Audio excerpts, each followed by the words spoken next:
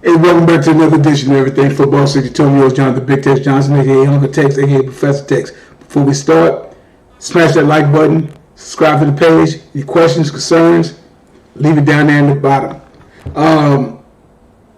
I had actually did a show sort of kind of close to this. I might end up deleting it, but the main thing that I want to do is that we're talking about Patrick Mahomes and Jalen Hurts are the first black quarterbacks to face off in the Super Bowl. Yeah, that's significant. Some people want to say, why y'all still making this thing about race? It's about race simply because this is one of the last positions now that is starting to be infiltrated by that of black quarterbacks. And like I said before, and I've said this several times, the problem of it is the problem that they have is the fact that a quarterback is the face of the franchise. And I still say the NFL does not want the face of the franchise to be that of a black quarterback.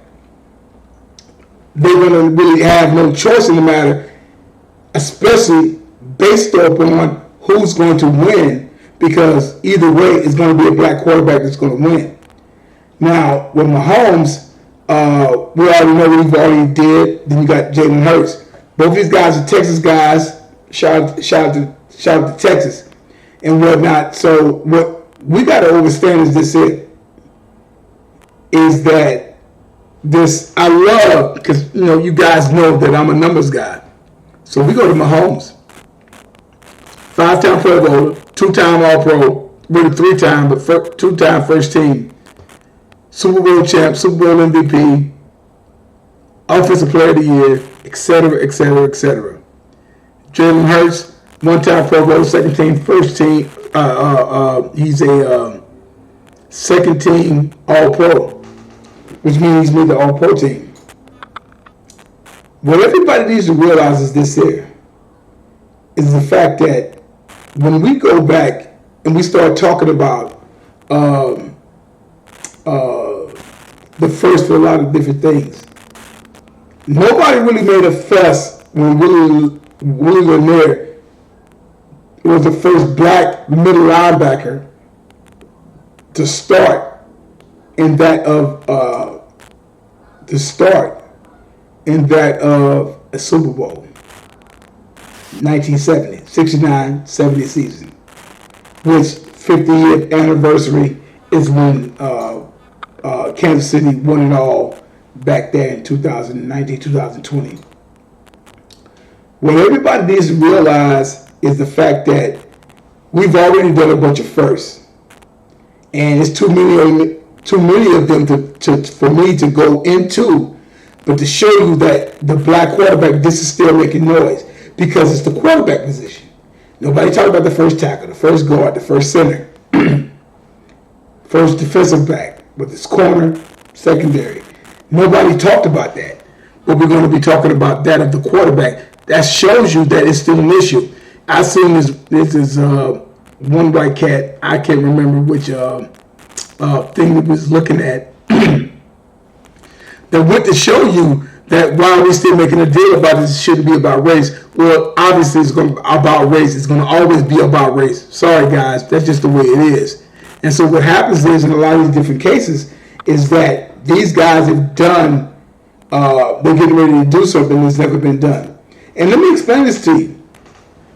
Because this is something where Philly, and I'm obviously not a Philly fan, but I could always, from a football standpoint of view, you can always respect that of Philly. Philly has probably had the most black quarterbacks that has done the most in this particular league. I can't really think of anybody else. If it's any, let it be shown in that of the comments. You got Jalen Hurts, Donovan McNabb, and you got Randall Cunningham. Let's go to RC. RC, 1-time first team All-Pro, 4-time Pro Bowler. Right? He should have actually won either, whether it's the MVP, but they gave it to Joe Montana, Offensive Player of the Year, they gave it to Warren Moon because he led the league. But Randall Cunningham went 10-6, they went to the playoffs.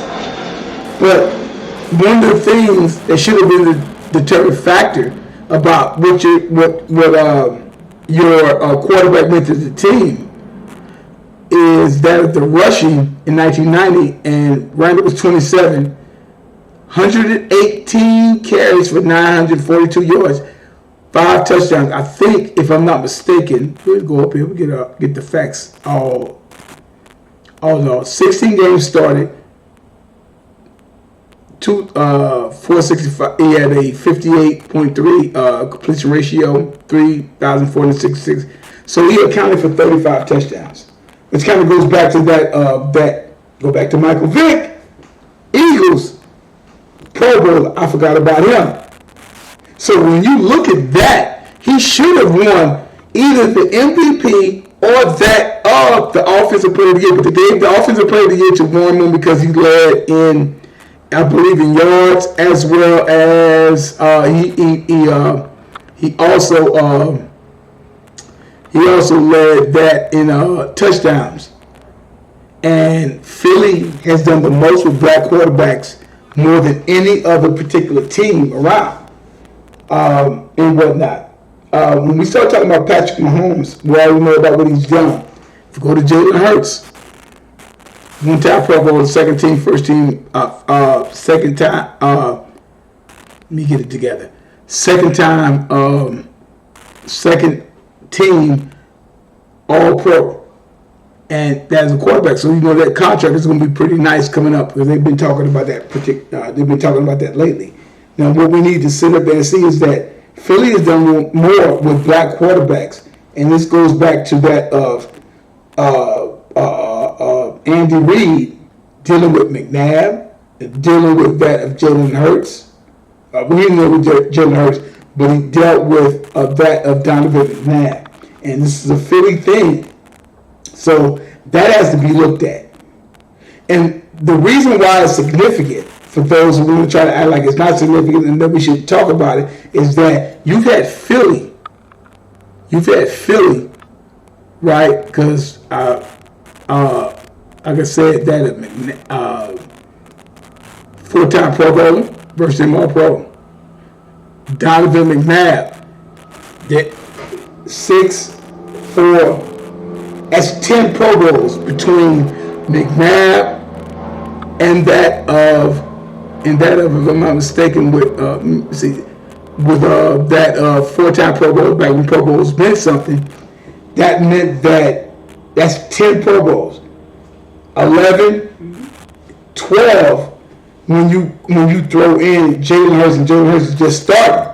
People don't really want to realize what happens with Jalen Hurts is the fact that Jalen Hurts with the Pro Bowl and that of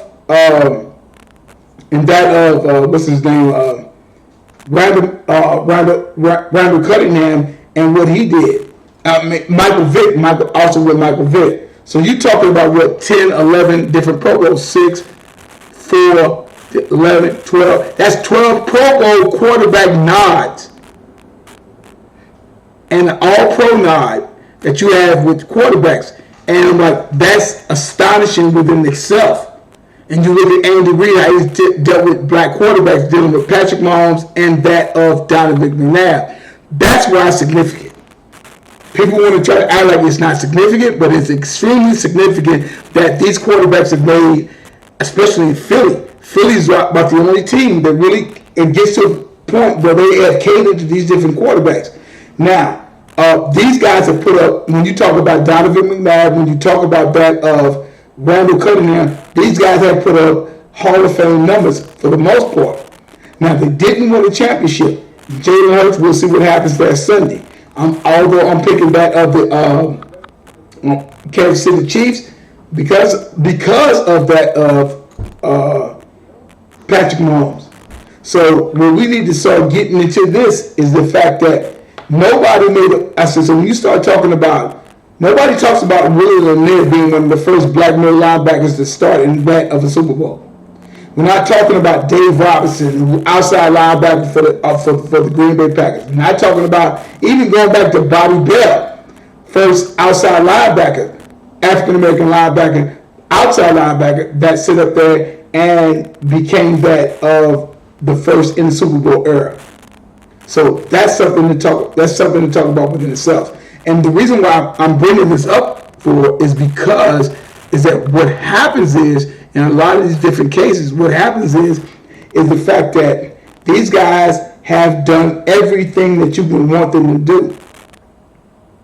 And so my thing on both of these young men is that they're doing something in the 103-year anniversary of that 103 years of the NFL, is that they are doing something for the first time, and it's taken this long. You follow what I'm saying? So it's a great thing to see as that of an African American man, and who's watched football, who's followed football for close to 50 years of his life. So let's put that in perspective. And so what happens is, we don't know, because, and this is why, the thing of it is that these quarterbacks, unlike middle linebackers, outside linebackers, and whatnot, is that particular position, nobody wants to give the props that they're supposed to get, because these are two black quarterbacks. Because that is a position that nobody wants to really talk about, because these guys are two black quarterbacks, whether you want to admit to it or not. So with them being the first black quarterbacks, that shows you how behind in 103-year history of the NFL, why did it take this long? Why did it take this long? Like I said, Warren Moon, who's Offensive Player of the Year back in, I think, 1990, when I honestly think that that Randall Cunningham, he rushed for actually 942 yards. He rushed for 942 yards on that of a 10-6 record. And let me see, regular season rushing yards. Let me see, rushing yards. 118 carries, 942 yards, 5 touchdowns. So he accounted for almost 35 touchdowns that particular year. 35 touchdowns. So he should have been, but they ended up giving it to Joe Montana. Why? Joe Montana and them, I think they went 14-2 or whatever that year and whatnot. So this is major, because you really don't want him to be the face of the franchise. You don't want the face of the league is that of a black quarterback. We have pretty much dominated every aspect of the game and whatnot. So what you need to do is sit up there and recognize this, and why black quarterbacks are not recognized when they should be, based upon some of the four guys. And I'm not even talking about with Michael Vick. So you're talking about, let's do this. Let's do this for the giggles and whatnot. Shits and giggles. 4-time Pro Bowler. Right? First team All-Pro. He's the only first team All-Pro black quarterback to play the Philadelphia Eagles franchise. Now I don't know how you can sit up there and give that to that of Joe Montana as far as the MVP, or even going to Warren Moon, another black quarterback. So that's 6. Randall Cunningham, 4, that's 10. Jalen Hurts, one-time Pro Bowler, it's 9. And of course, Michael Vick back in 2010. So Philly, they have opened up to that of the black quarterback. That's 6, 4, 11, 12. That's 12 Pro Bowls. No other franchise have actually done that. No other franchise have done that. And this is why this is important. So either way how it goes down, it's going to be a black quarterback that's going to win. If Mahomes does it, it will be the first time you will have a black quarterback that has won 2 Super Bowls. Also, probably down to the point of having won 2 MVPs if he wins the MVP award, which I think he probably will, and whatnot. Also, he's already got that based on the fact that no other black quarterback has won an NFL MVP at that particular position. Even though in certain other different cases, Randall Cunningham actually did but they don't really want to count the AP, which is Associated Press and whatnot and stuff like that. So this is why this is major. You can act like it's no big deal and whatnot. If you look at the numbers of that of somebody like that, let's go to Randall Cunningham, 82-52 and 1, 29,000. 29,000. Let me see. 29. Let me see yards. 29,979 yards, 207 touchdowns, 134 picks, a completion ratio at 56.6%. Okay, so and between Andy Reid, dealing with that of Donovan McNabb, as well as that of Patrick Mahomes, this is what he's done. He has recognized this when everybody else didn't. So black quarterback. So this is why this is a big deal. This is why this is a big deal. So we can sit up there and act like it's not, but it's a major deal with these guys playing that in the 103-year history of the NFL on what black quarterbacks going back to Fritz Pollard. We can go back left and right about their whole 9 yards. But the reason why this position makes so much noise is simply because these guys are African American. Nobody said anything about William Lemire. Nobody said anything about Bobby Bell. Herb Adderley. Nobody said anything about Emlyn Tunnel. Nobody said anything about that in these championship games. But even though Emlyn Tunnel pretty much retired and whatnot and moved on and go back to the Super Bowl era. Marion Motley, etc., etc., etc. It's a bunch of firsts that nobody was talking about. But the major thing that they talk about or want to talk about is that of the black quarterback. And because that particular position is supposed to be held in a higher level than anything else, is the fact that because they play the quarterback position, and that makes them the face of the franchise. And I still say the NFL does not want these guys to be that.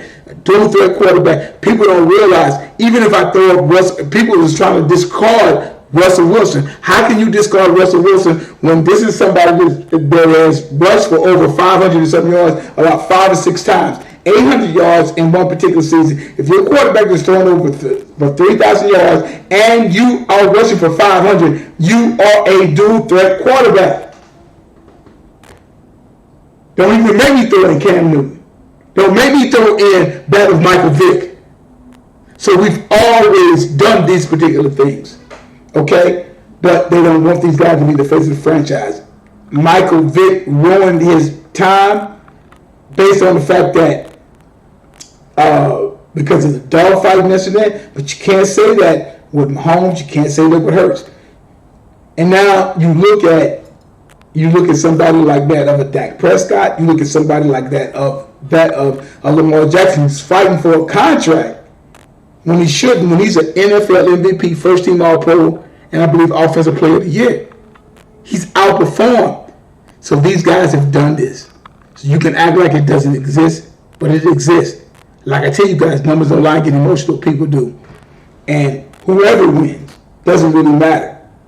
It's going to be a first for everything. First for the Philly, have a black quarterback to win to win that of the Super Bowl, or that of Patrick Mahomes, with being that'll be the first time a black quarterback has actually won, who actually won that of a Super Bowl for the second time. Because the great Doug Williams, because like I said, back in 1988, I watched that Super Bowl and watched it, and I'm not a Skins fan. I hate the Skins, everything.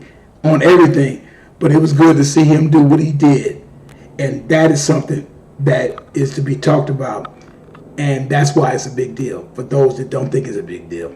You guys have a good one. Like I tell you guys all the time, there's no greatest of all time as long as time is still going on. As well as numbers don't lie and get emotional. People do. You guys have a good one.